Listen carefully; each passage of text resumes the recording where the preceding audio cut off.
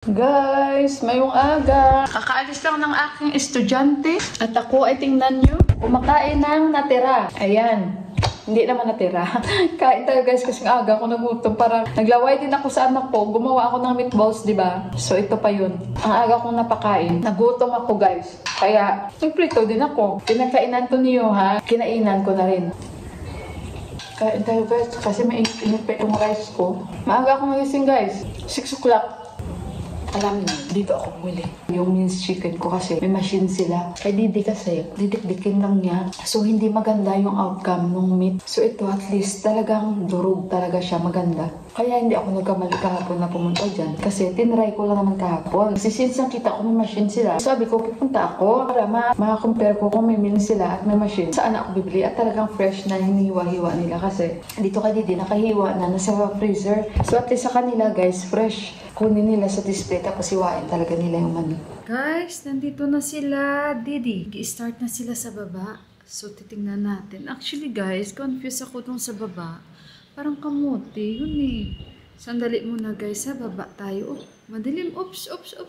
Madilim. Sandali. Baba tayo, guys. Oh my God, guys. Kinabahan ako kasi akala ko tinanggal niya ito. Kasi tanim namin ito ni Boss. Sandali muna, guys. Kinabahan ako. Pero pinutol niya. Nakaputol siya ng kalahati. Huwag lang ito. Kasi baka matanggal niya ba lahat ba? Kasi kung maalala nyo guys, ito pa yung tinanim namin ni Buwan na pinili namin. Binili ko. Tapos yun. Kasi baka gapasin niya lahat. The rest okay na yan. Gapasin niya lahat. Okay lang yun. Tapos yung mga yun oh, yung mga dumidikit sa wulo. Tinanggal ko na yun eh. Nabuhay pa ulit. Hindi pa danay? Yo. Diyan daw sa baba. Wala yung poinset siya namin guys. Namumula na siya. Yan o. Yung kahoy namin namumula. So ito guys. Nagkalat ng mga higa dito. Kaya ito gusto ko iscan. Kung ito baga ito is sweet potato. I-try natin. Iscan ko. Kasi di ba may tinanim kami ni Buwa dito. So i-try natin. Ay, hindi guys. Blue Morning Glory. Hindi. Dito na lang sa kanila ni Bay. Kuhanin lahat yan. Oh. Grabe yung simi namin guys. Ang lalaki. Parang mga higa din. Diyos ko. Yan, patanggal namin yan kasi napuno niya yung bayabas. Alam din naman ni Didi kung ano yung mga papatayin niya at hindi. Pero lahat yan patanggal namin. Alam nyo ba, yung suot ko papatituloy, baka hindi ko makita, baka may mga higad na dito. Ito yung memorial tree nila ni Kanchi at ni Oti, malaki na oh. Yan, malaki na ang kanilang memorial tree. So, ayan at confirm din natin, hindi kamote yan. Ito ginagamit nila to bulaklak sa kanilang padasal, pero kukuhanin natin lahat yan. Ito na rin, hindi ito nila malagyan kasi medyo may simento, pero sila na yan ang bahala. Alam na nila guys, yung anahaw namin sobrang laki. Ito yung pinatay ni Buwa noon na kinasama ng loob ni Ama. Dahil mahal na mahal niya yan. Kaya pag tuwing nandito yan si Ama, magsiselfie yan siya dito, hawak nito. Tingnan nyo ang lalapad oh. Grabe.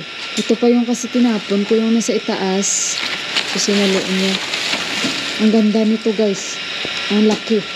Pinatay na yan ni Buwa, diba? Yung hindi siya nagpaalam. Kasi sabi niya, pag nagpaalam daw siya, tiyak hindi daw siya papayagan. Grabing lapad nito, oh. Ang lalaki ng kanilang dahon. At parang pandak na anahaw ito, guys.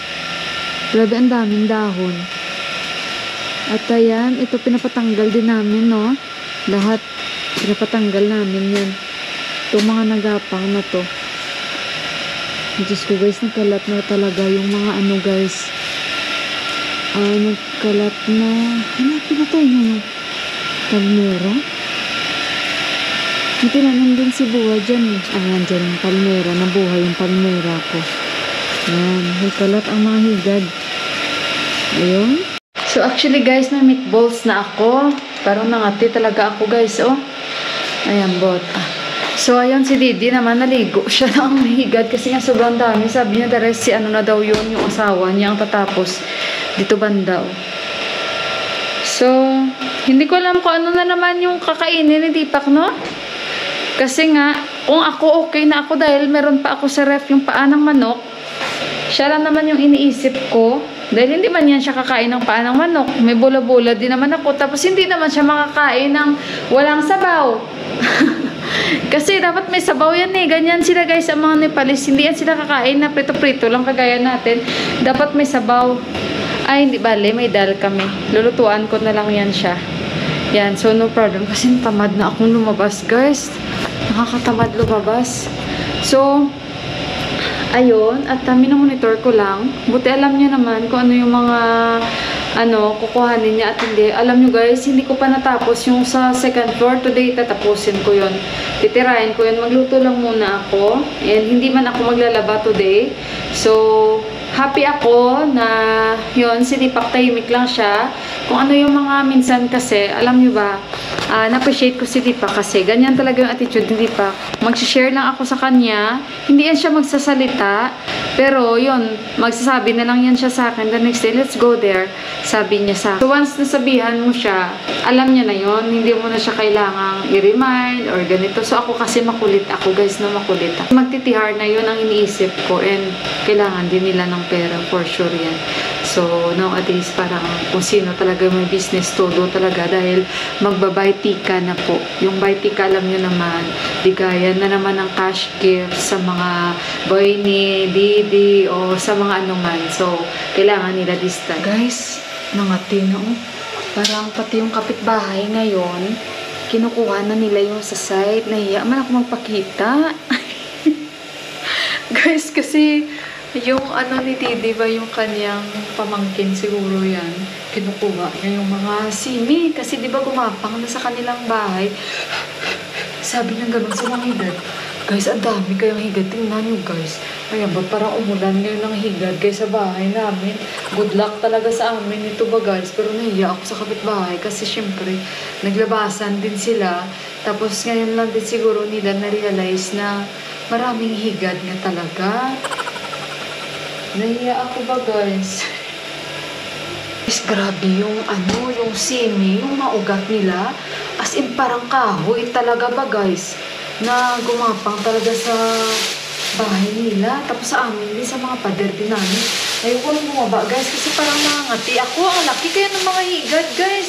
Bahala sila dyan. Diyos ko. Pero kung nandito lang si Buwa, hindi yan magaganyan guys. Kasi maintain ni Buwa yan dyan. Sakit sa ulo. Parang sama-sama tingin sa akin ng dalawang matanda ba guys, sila ni Buwa at ni Ama. Kasi syempre sa amin yun, diba? Pero hindi naman yan sila nagagalit guys. Just saying lang ba? Kasi tinitingnan nila ako. Kasi syempre sa amin yan ang simi, tapos gumapang sa bahay nila, diba? Pero kasi hindi naman yan sila nagagalit ba guys? Hindi naman yan sila lang, hinahayaan lang nila kasi syempre sharing is caring, diba? Yung simi, marami rin sila nakukuha. So, sharing is caring. Ganun lang yun. Kaso lang, yung higad din, nakishare din naman. Pisti talaga itong higad na ito. Okay. Grabe talaga guys. Parang yung ugat niya.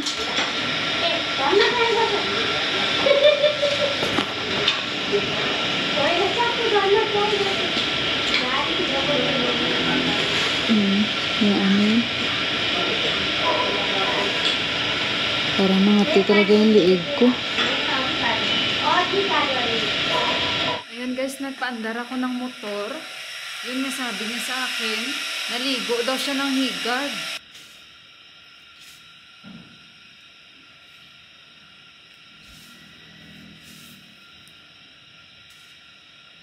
The next day.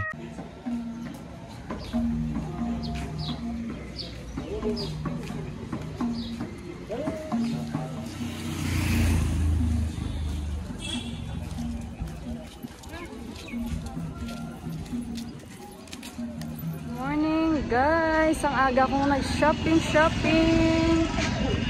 Si Bay. Morning, Bay. Si Bay, nagpapasound. So, ayan guys, ang aga kong nag-shopping dahil inatid ko dito si Johan, tapos namili na rin ako. Ayan, busy ang mga tao ngayon. Tara, ang bigat ng wala pa tayong breakfast. Gutom na ako. Namili ako guys, mag-shopping haul ako sa inyo. Ano yung mga pinag-shopping ko. Ang bigat guys, ang bag ko. Sandali.